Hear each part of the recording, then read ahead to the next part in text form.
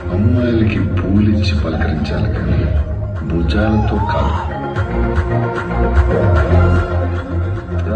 దానికోసమే ఫ్లవరింగ్.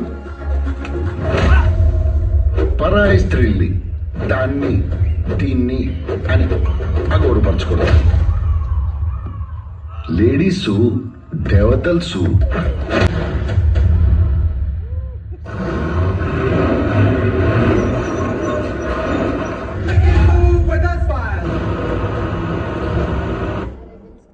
రాజకీయం తెలివని రాజాసాబ్.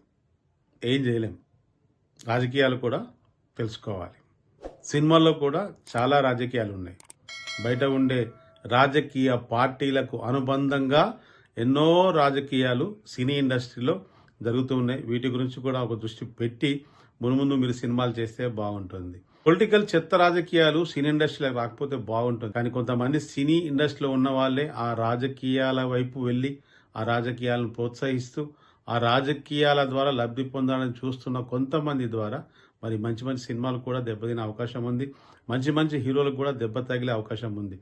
మరి ఈరోజు రాజా సాబ్ అలాంటి రాజకీయాలకు బలైనాడని చెప్పి మరి వార్తల్లో వస్తున్న ప్రతి వార్తా కథనాన్ని చూస్తుంటే అర్థమవుతున్నది.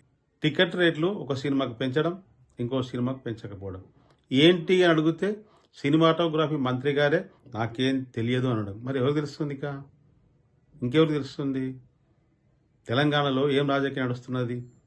ఈ తెలంగాణ రాజకీయాలు తెలుగు సినీ ఇండస్ట్రీకి అవసరమా? ఒక్కసారి ఆలోచించండి. ఈ రాజకీయాలు పక్కకు పోతే ముందు మంచి మంచి సినిమాలు వస్తాయి, మంచి మంచి హిట్లు కొడతారు. అందరి హీరోలకు మంచిదే, అందరి ప్రొడ్యూసర్స్కి మంచిదే, అన్ని ప్రొడక్షన్ హౌస్కు మంచిదే. ఎందుకు? రాజకీయాలకు దూరంగా కనుక మీరుంటే ప్రతి నిర్మాతకు కూడా మంచిది, ప్రతి దర్శకునికి కూడా మంచిది. రాజకీయ నాయకుల కొమ్ము కాయకండి, మీ సొమ్ము పోగొట్టుకొనకండి.